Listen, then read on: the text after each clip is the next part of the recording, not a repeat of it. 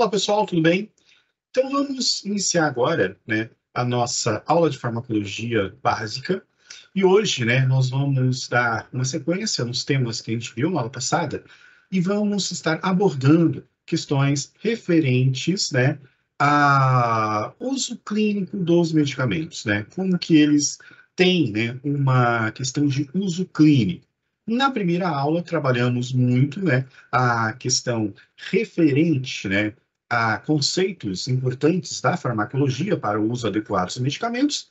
E hoje nós vamos estar, então, falando, né, da questão de estratégias para um bom uso clínico, considerando, obviamente, as questões de farmacocinética, farmacodinâmica, dose, né, entre outros conceitos vistos na aula passada. Ok? Bom, então, né, o que nós temos para hoje, né? Antes de iniciar nossa abordagem, né, é importante ressaltar que a prescrição de medicamentos é uma prática profissional, é um ato profissional que está relacionado à questão da odontologia. Então, vocês, futuros cirurgiões dentistas, né, têm esta prerrogativa, né, da escolha da medicação e trata-se de uma rotina, né, no atendimento odontológico, né. A questão da escolha dos fármacos para certas situações se torna, então, né, presente no cotidiano.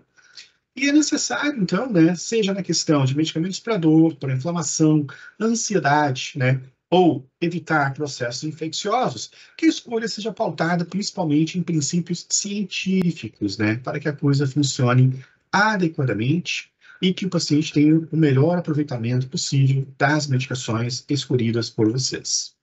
Então, o objetivo da aula de hoje é apresentar o papel dos cirurgiões dentistas dentro de uma atividade clínica fundamentada na farmacologia e no chamado uso racional de medicamentos.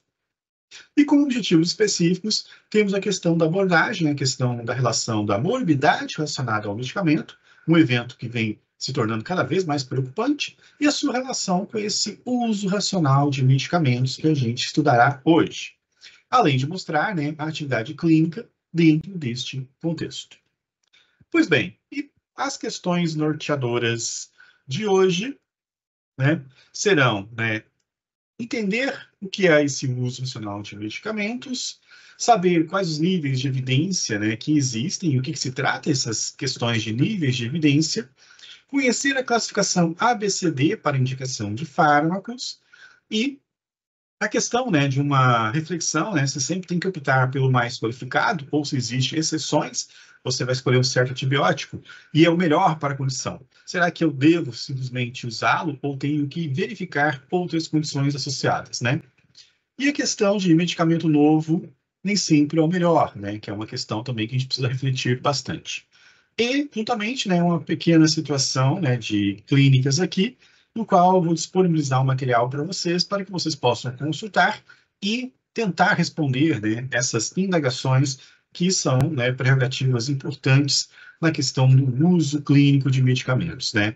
Mulheres grávidas, mulheres amamentando, a dipirona para crianças abaixo de 1 ano, né? E a questão para uso, né, de alguns antibióticos. Pois bem, então, quando se fala de medicamentos, né, nós não podemos deixar, né, de falar dessa questão do uso mágico que se tem, né, um pensamento mágico com relação ao uso dos medicamentos, que é muito comum no Brasil, né? E assim, historicamente, né, o que nós temos, né? Boa parte da nossa história, né, como país, né, sem ter nenhum controle sobre o uso das medicações e sobre seus empregos clínicos, que por vezes, né, expunha os usuários a alguns riscos. E, por outro lado, o paciente que se encantava, né, com alguns efeitos, né, visíveis do uso das medicações, que por muitas vezes, né, eram simplesmente uma visão muito romantizada da medicação, que não traduzia realmente, né, as questões de uma eficácia. Até porque medicações têm limites e, se não for usado dentro de uma racionalidade, essa eficácia pode ser ainda reduzida ainda, né? E no Brasil, né, como eu falei, né, existiu uma questão desse encantamento, né, relativo à questão do medicamento, onde o marketing, né, exerce um papel, por hora, até mesmo agressivo, né, onde nós vemos aqui, né, por exemplo, né, uma propaganda que dizia, né, que o medicamento era melhor do que o leite, por exemplo. E assim nós temos, né, várias estratégias de marketing dentro do universo farmacológico que a gente tem que olhar com muita cautela, né? Então, alguns medicamentos prometem curas, né, incríveis, efeitos incríveis, só que pode levar, né, a situações de gravidade, de expor a pessoas, né, a alguns riscos, né, que devem ser considerados, né? Frente a isso, então, né, o que que nós temos, né? Nós temos situações em que a política de medicamentos, incluindo, né, a questão odontológica, teve sim alguns avanços nos últimos anos em termos de racionalidade, principalmente com o advento da Anvisa, né, que normatizou várias áreas do uso das medicações, incluindo a questão odontológica, mas temos também algumas heranças, né, que interferem na prática de escolha do medicamento, que vai desde profissionais que não têm uma boa compreensão, até mesmo da população em geral, que ainda tem essa visão mágica dos medicamentos, né? Assim, então, né, temos, né, uma agência que tenta regulamentar o uso dos medicamentos, temos pressões, né, da indústria farmacêutica, né, que às vezes, né, influenciam muito na questão da prescrição, não respeitando os limites, né, da racionalidade científica e às vezes muito movidos, né, por até mesmo promoções que são ofertadas, né, aos prescritores que atingindo uma certa meta de prescrição de medicamentos concorrem a prêmios, e uma visão da população que acredita, né, que toda solução se dá, muitas vezes, pela questão quase única e exclusiva de uso de medicações. Então, com este uso irracional, muitas vezes, né, fomentado por um marketing farmacêutico agressivo, juntamente com a população que acredita que medicamento resolve tudo, e as limitações da eficácia que se tem em processos farmacológicos, é que surgiu na década de 70 do século passado um termo chamado morbidade relacionada ao medicamento. O que significa essa morbidade relacionada ao medicamento? São pessoas que apresentam uma situação de risco ou uma complicação devido ao uso irracional, indevido de medicamentos, muitas vezes de prescrições não adequadas. Nós vamos estudar, né, durante esse semestre, né, a questão, por exemplo, do antibiótico. Se o antibiótico não for corretamente indicado, você pode evitar uma profilaxia de infecção pós-cirurgia dentária, que pode comprometer muito a saúde da pessoa, não só pelo avanço da infecção, como o risco, né, de complicações como endocardite bacteriana, por exemplo, né? Nós temos um uso indiscriminado de anti-inflamatórios para dor, que também, que se for usado sem respeitar preceitos científicos de escolha e de dose, de definição de dose e posologia, por exemplo, pode levar a complicações como perda da função renal, que é um dos efeitos, né, infelizmente, atribuídos, né, à questão dos anti-inflamatórios. O uso dos corticoides da mesma forma. Uma prescrição, né, e um esquema posológico inadequado de corticoides pode complicar situações de uma diabetes já estabelecida, porque é um efeito dos corticoides elevar a glicemia. Então, nós temos várias situações, né? E as situações que eu mencionei são situações que expõem o paciente a um certo risco e, às vezes, não resolvem o problema que ele está tendo, né? Aquele desvio fisiopatológico que a gente comentou em algumas aulas, que leva, então, à chance de se ter um novo problema de saúde ou não resolução do problema que foi indicado à medicação. Essas situações nós chamamos, então, de morbidade relacionada ao medicamento, né? No qual, né, por muito tempo, né, vários estudos mostraram que aquele encanto que se tinha com o medicamento não deveria existir, né? Porque eles podem, né, sim, causar problemas, né, quando não usado racionalmente. E as morbidades relacionadas aos medicamentos, né, elas têm várias causas, né, sendo que uma das principais é esse marketing agressivo, que sim influenciam, propagandistas influenciam muitos prescritores, né, e às vezes os prescritores, não atendendo a preceitos bioéticos, acabam, né, buscando uma premiação, talvez, né, alguma questão de recompensa financeira, prescrever inadequadamente medicamentos, né. Nós temos, né, evidências, sim, de melhorias, né, em termos de saúde com o uso dos medicamentos, mas também, né, ele não é 100%, né, tanto que a gente tem muitos casos, né, de pessoas que têm agravos, mesmo usando a medicação, Temos uma dependência dos medicamentos como único agente de promoção à saúde, como a gente pode ver nessa charge aqui, né? Ao invés de fazer uma dieta, a pessoa prefere usar medicamentos para emagrecer. Da mesma forma, a saúde bucal também é influenciada sobre isso, né? Algumas medidas necessárias acabam não sendo adotadas porque você tem, né, talvez, alguma medicação, algum creme dental ultra sofisticado que promete mais do que entrega, né? E esse uso indevido, esperançoso e fascinado é o que gera um grande desafio, porque o profissional cirurgião dentista ele pode estar também bem equipado em termos de escolha racional das medicações que ele vai prescrever, mas a população pode ter um pensamento contrário, fascinado, né? E aí que entra uma questão importante, que é a farmacoeducação, que é explicar corretamente o uso das medicações para que as pessoas entendam, né, como funciona. Exemplo que nós temos, né, envolve muita questão, por exemplo, novamente do antibiótico, né? Ele é usado muito na odontologia como uma forma de profilaxia, onde você usa antes de uma cirurgia para evitar que a infecção venha a acontecer, né, uma infecção bacteriana. Então, durante um processo invasivo, pode ter deposição de bactérias, só que naquele local que foi feita a cirurgia já está presente o antibiótico e evita a ocorrência, então, né, de problemas que venham acontecer com o risco de infecções mais graves, né? Só que as pessoas às vezes não entendem, porque elas pensam, se eu não sinto nada, por que eu vou tomar a medicação? Então, a farmacoeducação é um componente muito importante, né? E realmente, assim, dentistas têm se destacado, né? Pela questão realmente de dispor um tempo para explicar como as medicações funcionam, para que o tratamento, né, cirúrgico ocorra adequadamente. E você não tenha uma complicação decorrente disso, em função de não usar um antibiótico adequadamente, né?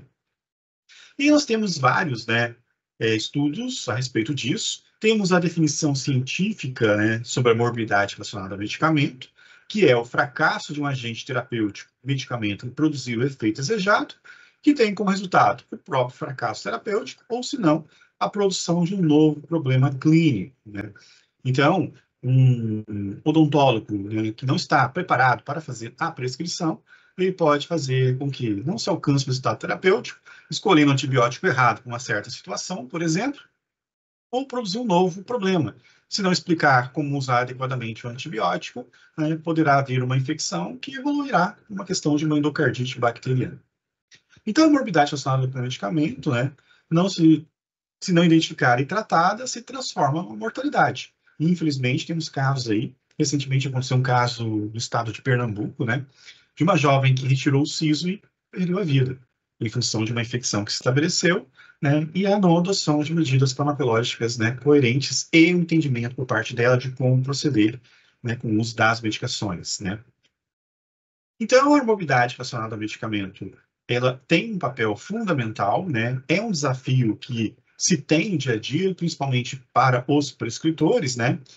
E uma pequena parte, cerca de 10%, é aquilo que a gente chama de idiosincrasias, né? Acontece de uma forma inesperada. Uma alergia, por exemplo, às vezes não tem como você prever. Mas 90% das situações de morbidade relacionadas com o medicamento são previsíveis e passíveis de prevenção.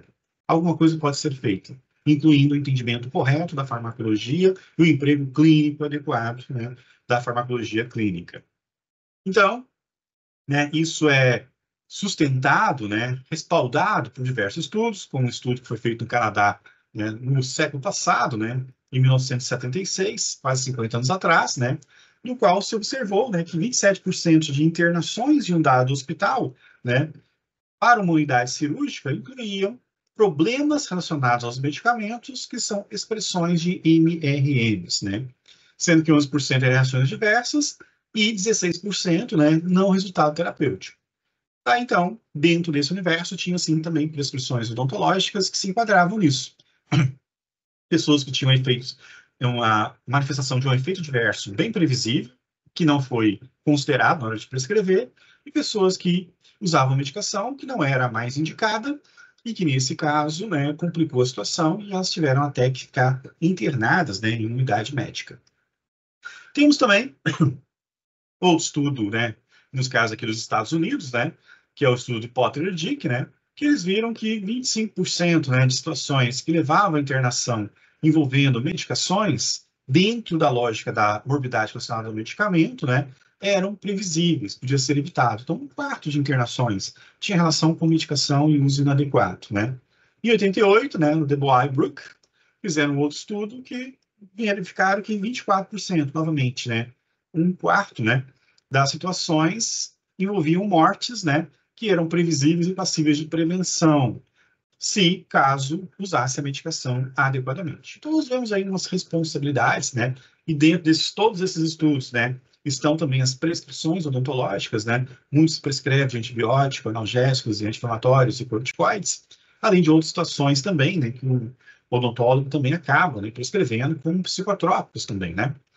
Então, isso chama atenção, né, e no Brasil nós temos uma escassez de informações a respeito, né, nós não temos estudos ainda, né, de grande porte para dizer isso, mas sabemos que a gente não é diferente do resto do mundo, né. Nós temos também os nossos problemas de morbidade relacionada ao medicamento, decorrente de uma prescrição inadequada.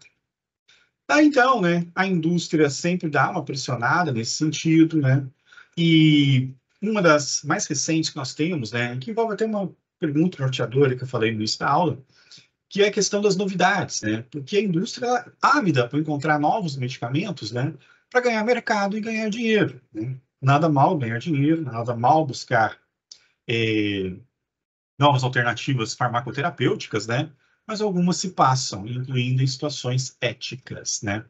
Temos aqui exemplo, né, do advento do Vioxx, né, que eram os seletivos da COX-2, né, que a gente vai estudar, vai entender por que os cirurgiões dentistas preferem, né, esses seletivos da COX-2, não só por uma questão de uma proteção do estômago, né, porque os anti-inflamatórios podem irritar o estômago, mas pelo fato de ele facilitar processos de cicatrização, né. Então, mediante uma cirurgia, uma extração de dente ou outra cirurgia de outra natureza odontológica, né, o uso desse anti-inflamatório alivia a dor, alivia a inflamação e facilita um processo de cicatrização, que seria perfeito.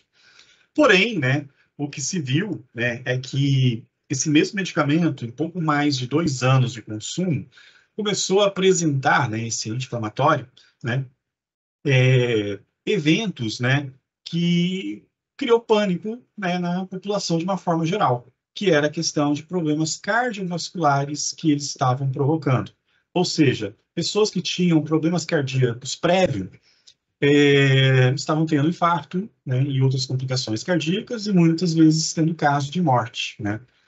E isso foi ainda, né, mais grave, porque a própria indústria, ela admitiu que durante o processo de avaliação clínica do medicamento, percebeu alguns casos que eram necessários, né, que se estudasse com relação à segurança cardiovascular, mas eles omitiram isso porque decidiram, né, contra dados científicos, né, da pesquisa, a não fazer novos testes, porque eles acreditavam que eram coisas ocasionais. Mas não foram, né? Hoje, né, o Vioxx, né, os Coxibs, que são chamados, né, são comercializados, porém com dose, né? Aí vem aquela questão que a gente viu na aula passada, conceito de dose, e posologias menores, né, para que não se tenha risco, e também contraindicações, né, absolutas, no qual exige, né, uma retenção de receita, inclusive, né, para que se garanta que pessoas com problemas cardíacos não usem essa medicação. Então, um dentista, na hora de prescrever, né, um Coxib da vida, ele tem que se assegurar que o paciente não tem problema cardíaco, que você pode expor a um risco essa MRM. E a coisa é tão séria que se uma pessoa se dirigir a uma farmácia, ela não consegue comprar a medicação se não tiver a receita. E a receita é um documento de conduta oficial terapêutica, onde se pressupõe que houve uma análise para que o paciente tenha mínimo de chance de ter uma MRM e também uma mortalidade relacionada ao medicamento, né? Então, para isso acontecer e não ter esses problemas, né? E aí vale ressaltar também nessa história do Vioxx, né, que o medicamento novo, a gente tem que ter cautela com eles, porque eles têm poucos estudos, né, pós-liberação clínica, que é uma pergunta também que está nas questões norteadoras, né? Medicamento mais antigo a gente tem mais segurança, porque vários estudos já foram feitos, né? Estão dizendo que ele é bom e pode continuar. Medicamentos novos só tem os estudos clínicos de liberação, e talvez passe alguns anos até ter estudos que vão dizer potenciais riscos, né? Um exemplo que a gente vai ver durante o estudo, né, dos AINES, né, da própria mesolida, que alguns países estão sendo proibidas, porque estão descobrindo uma forte relação entre o uso crônico e abusivo de mesolida e aumento de doenças renais, né, que levam à hemodiálise. Mas o que é esse uso racional que eu comento com vocês, né? O termo racional, ele está ligado à questão da razão científica, de você tomar decisões pautadas, né, em argumentos científicos, né?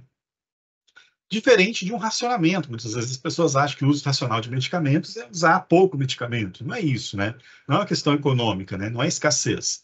Mas sim uma questão que é, dentro da farmacologia, né, um campo de investigação que se baseia no uso pautado nas evidências científicas que levam a um uso pautado em razões científicas e, por isso, um uso racional, né? E é uma questão que vem sendo também muito fortemente falado dentro da questão odontológica, né? Tanto que o próprio Conselho Federal de Odontologia promove eventos, né? Principalmente no dia 5 de maio, que é o Dia do Uso Nacional de Medicamentos, né? Chamando a atenção dos dentistas, né? Em relação a esta responsabilidade, né? E também da necessidade de procurar sempre, né? Se atualizar com relação a isso, né? Então, né, use apenas a orientação de um profissional de saúde adequado, Conselho Federal de Odontologia, recomendando à população e seus profissionais que se use as coisas pautadas na ciência, né? E o uso racional de medicamentos, né, é a melhor forma de lidar com o medicamento, porque nós temos as questões farmacodinâmicas, farmacocinéticas, agonistas, antagonistas, né, desvios fisiopatológicos a serem consertados, né, mas a informação que começa na escolha do medicamento adequado, passando pela farmacoeducação que tem que ser feita com o paciente, são essenciais. Todas têm que ser realmente pautado em trabalhos científicos, né? E nós temos, né, muitos trabalhos científicos sobre isso, né? Então, tem esse trabalho, né, do Dr. Renato Rodrigues de Figueiredo, né, um dentista, que fez, né, um artigo muito bom para odontologia que fala do uso racional de medicamentos na odontologia, conhecimento, percepções e práticas, né? Então, assim, dentro da odontologia é fundamental e essencial, né, esse tipo de conhecimento. E quando a gente começar a falar das classes, né, farmacológicas, vamos resgatar isso, né, com certeza. E o uso racional de medicamentos, então, objetiva o uso baseado na razão, né, baseado na ciência, né, e visa combater as morbidades relacionadas ao medicamento. Qual é a relação, então, da URM, uso racional de medicamentos, e MRM? O uso racional de medicamentos tem como um dos objetivos impedir essa ocorrência de morbidades relacionadas ao medicamento. Porque uma vez que eu uso com racionalidade, conhecimento científico e atualizado de maneira científica, eu sei o que estou fazendo e vou evitar riscos que possam acontecer, né? E aí, então, né, para evitar essas MRMs, então, que são previsíveis e passíveis de prevenção, esta prevenção, né, essa proteção ao paciente se dá pelo uso científico, do qual nós temos, né, uma questão fundamental e essencial, que são as fontes de informações sobre medicamentos, né, que são os artigos científicos confiáveis e de alta hierarquia científica, como meta-análises e revisões sistemáticas, né? E, né, o uso racional de medicamentos, então, além de combater a MRM, faz este combate pela seleção adequada dos medicamentos, baseado em evidências clínicas para uma dada situação, né? Então, essa seleção científica com fontes confiáveis, né, visa combater a morbidade relacionada ao medicamento. E o que vem a ser essa evidência científica, né? A evidência científica é uma sistematização, né, de organização dos trabalhos científicos, onde você tem uma hierarquia, né? Eu até comento, né, faço uma analogia, né, com o jogo de baralho, por exemplo, né, o truco, né? A gente sabe que o zap é maior que o sete copas, né, que é maior que a espadilha, né, e assim por diante, né? E também no poker também, né? Full hand é superior, né, às outras sequências também. E na ciência também nós temos essa hierarquia, né? Nós temos cartas mais fortes, né? Aí então, né, nós temos, né, um topo, né, e os trabalhos científicos mais confiáveis, né, chamados de revisões sistemáticas. do qual, né, na sequência, nós temos os ensaios clínicos randomizados, né? Dentro da revisão sistemática tem meta-análise também, é importante dizer, né? Depois, estudos de corte, caso-controle, relatos de casos e opiniões de especialistas.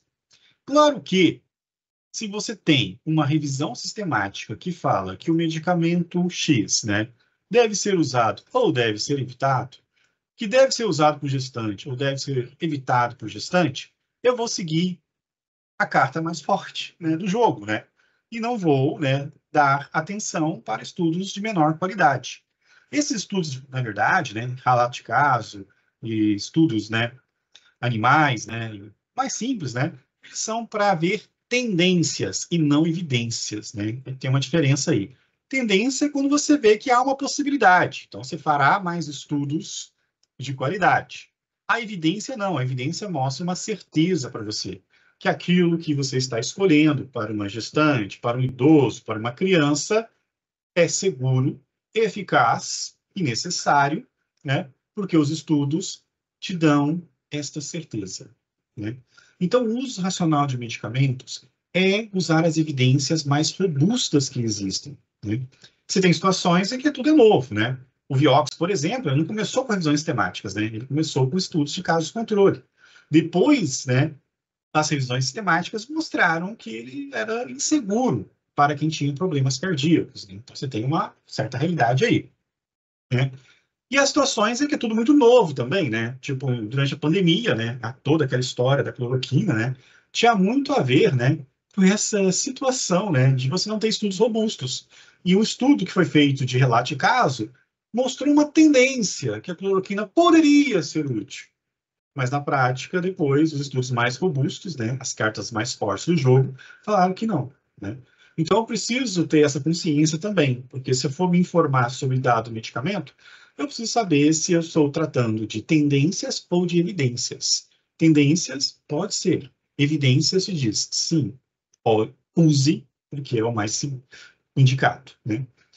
Então, né, todos esses estudos, né, são importantes, né, mas quando os estudos, né, são mais elaborados, né, como caso controle, como duplo cego, randomizado duplo cego, e como, né, os ensaios clínicos randomizados, né, e as revisões sistemáticas, né, temos que sempre buscar aquelas que têm maior hierarquia, então, que é mais seguro, as informações são mais seguras, né. E é isso que a gente vai fazer um pouco durante a disciplina, a gente vai aprender como é que o fármaco age e ver o que as evidências acabam falando, né, de qual o melhor procedimento que vocês adotarão, né, frente a uma situação, né, de fazer uma prescrição, né. Então, a força de evidência é um elemento importante, tá, gente?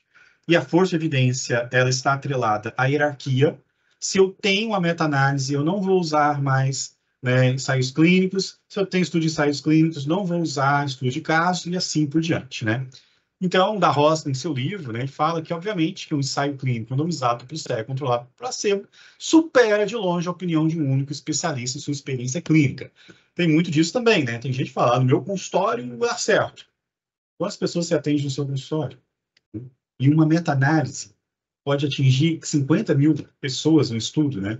Você confia mais em quem atendeu 10 pessoas por dia ou no estudo com 50 mil pessoas, né? Então é isso, né? Você acha que, né, o Zap vai perder para o Sete Copa? Não tem como, né? Então, um pouco essa lógica que existe, né? Tá, então, né, a seleção de informações, né, adequadas é essencial, né? E ela tem que ser feita, então, seguindo essa lógica que eu apresentei para vocês, né? Em artigos mais qualificados, né? E existe uma classificação para isso, né? Que lá está no exercício, inclusive, né? Que é a classificação ABCD. Medicamentos A vem de meta-análises, ensaios clínicos randomizados e revisões sistemáticas. O que significa, né? Um medicamento classificado como A? Significa que segmento obrigatório, salvo na ausência de uma contraindicação. Tem uma pergunta também, vocês vão ver lá no exercício, né, que fala disso, né? Então, o melhor é usado sempre? Depende. Você pode ter o medicamento A, mas ele diz que é contraindicado para gestante. Então, a gestante não vai usar o melhor, vai ter que usar, então, obviamente, o B, né? Que aí, então, é útil, né? Porém, tem um benefício provável, né? Não é obrigatório, é provável. Se eu não tenho nem A e B, vou pegar a série de casos, né, no qual o benefício é desconhecido. Pode ser que dê certo, pode ser que não dê certo, pode ser que serva para nada, pode ser que vai expor o paciente a um grande risco. E, por fim, né, a última divisão, a série D, né, são os artigos que são de recomendação de especialistas, né, sem devida avaliação nenhuma, simplesmente sugestões. Hoje em dia, com a democratização do acesso a artigos científicos pela internet, né, a gente tem que seguir e procurar sempre, né, medicações de grau A, né? E sempre também buscar de grau B, porque você pode ter contraindicações para gestante, para idoso, para criança, né? Enfim. Nós vamos trabalhar muito nessa questão, né, de saber, né, identificar medicamento A e B. Então, o uso racional tem esse objetivo, essa seleção criteriosa necessária que tem que ser feita, né? Tem as recomendações e seus níveis, né? E existe um esquema, né, que eu vou apresentar para vocês, né? E esse esquema chama esquema de uso racional, né? Referente às recomendações.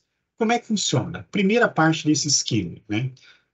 É com relação às recomendações de uso. Esse ABCD aqui não tem a ver com os níveis de evidência, é diferente, tá? Só para não confundir. Então, garantia de uso correto. Estudos clínicos dizem que recomendação A1, uso contínuo sem interromper. Classificação A2, usar na quantidade total prescrita por tempo determinado. A3, uso agudo, não repetir. Daí vem classificação B, garantia de eficácia. Lembrando que não é o mesmo ABCD de antes, tá? O outro é de artigos, esse aqui é de uso, código de uso. B1, administrar com alimentos para melhor absorção. Acontece processos farmacocinéticos assim, a gente vai ver alguns. B2, administrar com o estômago vazio para melhor absorção. Também. B3, não administrar com leite e derivados para não comprometer a eficácia. Aquela história que não pode usar certos medicamentos com leite, né? E daí por diante. Na questão C, administrar com alimentos para evitar efeitos adversos, né? Evitar o uso de álcool, né? Então você tem as classificações e as particularidades, né? Alguns medicamentos não pode mastigar, alguns é debaixo da língua.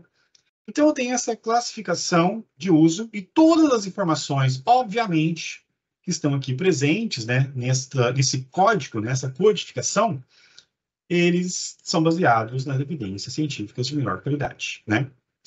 Então, esse é o esquema 2. Outro ABCD evidência, este ABCD de uso, também pautado, né? Mas é um código. E nós temos a classificação 3, que é específica para gestante, que aí nós temos, né, o ABCDX aqui, que aí, no caso, né, medicamento A, né, não tem risco para o feto, o B tem um certo risco, melhor avaliar, classificação C, né, tem efeitos somente se o benefício for muito superior ao risco, o D não usa e o X teratogênico, leva a má formação. Então, novamente, códigos ABCD, que são diferentes entre eles. Lembrando, o primeiro é de evidências, né, o mais indicado. O segundo é codificar forma de uso, juntamente com letras. E esse é uma classificação que diz que, à medida que avança no alfabeto, maior o risco para o feto, né? E aí tem, né, a classificação também para gravidez, lactação e infância, né? Que aí é o uso por cores, né? O verde, liberado. O amarelo, avaliação médica ou odontológica. E o vermelho, não usar em hipótese alguma se a mulher estiver amamentando. Infância, a mesma coisa. Uso liberado a partir de certa idade, ou uso com avaliação médica, ou não usar. A criança não pode usar em hipótese alguma, né? E aqui o G da gravidez, né? Naquela classificação antes, né? O ABCDX, né? Esse é o esquema 4 de classificação no uso racional de medicamentos. Aí vamos pegar alguns exemplos aqui, né? Tem esses fichários, né, que são para orientação dos prescritores, né, que eles funcionam da seguinte maneira, né? Temos aqui, inicialmente, um medicamento indicado, o grau de recomendação ABCD, conforme eu mencionei para vocês, né? Meta-análise A, né? Estudo de casos, né? Cai lá para o D. Forma farmacêutica e concentração, né, que seria a dose, esquema de administração, duração do tratamento, interações, custo e as recomendações quanto ao uso quanto à gravidez, lactação e infância. Então, vamos ver aqui o exemplo, né? O nome da medicação estará aqui, né? A forma farmacêutica dele está aqui, né? A posologia é apresentada aqui, né? Duração do tratamento, né? Se é agudo por dias ou se é para o resto da vida, as interações medicamentosas mais relevantes, né? E aqui a classificação de evidência. Se ele é A, então, perfeito, uso obrigatório. Se ele é B, na ausência de A ou na contraindicação do A, eu uso B. E aqui embaixo, né, as classificações de recomendação de uso, que é a classificação de esquema 2, que vai ser letra e número. A1 usar de tal forma, B2 usar de tal forma, C3 usar de tal forma, e aqui as cores, né, que no caso aqui seria verde e amarelo, né, para a questão de liberou ou não liberou, né, e na infância a mesma coisa, usa ou não usa, né. Então, né, temos essa forma, né, de fazer as classificações de todos os esquemas apresentados anteriormente, né? Bom, então, classificação que está aqui nesse canto superior direito é esta classificação aqui de evidência, certo? A questão, né, de recomendação de uso é relacionada ao esquema 2, que é esta tabela aqui, A1, A2, A3, usa para alimento, usa de estômago vazio, né? E a outra classificação, que é o esquema 3, gravidez. Eu tenho essa classificação internacional, ABCDX, então, conforme a letra aparecer aqui, eu vou saber se tem risco ou não na gravidez. E, por último, a classificação por cores, né? Verde liberado na lactação, na amamentação, amarelo consulta ao profissional, né, médico ou dentista, vermelho não pode usar em hipótese alguma, não tem como. Infância, mesma coisa. Criança pode usar, avaliação criteriosa do médico ou do dentista, e o vermelho não usa em hipótese alguma, né? Então é assim que funciona, e vamos pegar exemplo aqui de um medicamento, dextromethorphan, que é usado para tosse. Recomendação dele é A, então uso obrigatório, né? Porque tem meta-análise que fala que ele é útil, né? A questão, né, das recomendações. Aí eu tenho aqui o A3. O que o A3 significa, né? O A3 é que, né, deve ser usado de forma aguda, não é para ser usado para sempre. Então, né, você vai educar o paciente para não usar constantemente, né? Critério B, não existe uma classificação definida para o dextromethorphan, né?